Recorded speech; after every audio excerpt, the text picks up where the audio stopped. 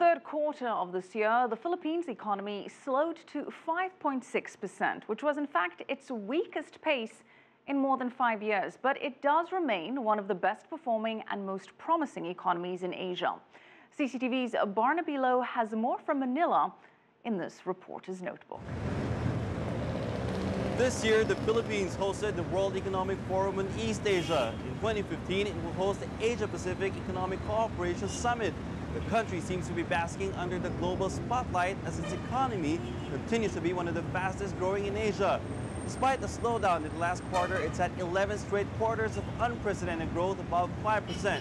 President Benigno Aquino's anti-corruption platform is widely credited for being able to bring back investor confidence. The stock market's been performing well, and the service sector, particularly the call center industry, keeps expanding.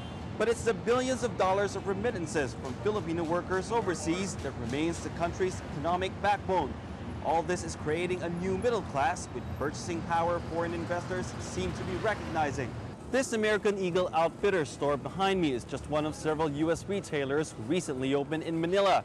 And then you have Swedish fashion giant H&M, Japanese budget clothing brand Uniqlo, and even luxury cars like Lamborghini and Porsche, which are all now present in the Philippines. The surge in consumer spending, which accounts for about 70% of the country's economy, is what economists believe will sustain economic growth here, even if investments slow down. Now the question is, how sustainable is it? The Philippine capital of Manila is undergoing the biggest upgrade to its road network in decades. However, there is a general feeling that the country's infrastructure is still very much lagging behind, and that it's unable to meet the needs of both a booming economy and a rapidly growing population. There's a lack of an efficient public transport system, and experts say the economy loses billions of dollars each year because of traffic jams, outdated airports, and overstretched ports. The Philippines also pays one of the most expensive electricity rates in Asia.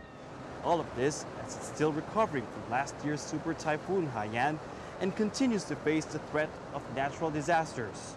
The main criticism, however, has always been how the country's newfound wealth isn't benefiting the tens of millions of Filipinos still living below the poverty line.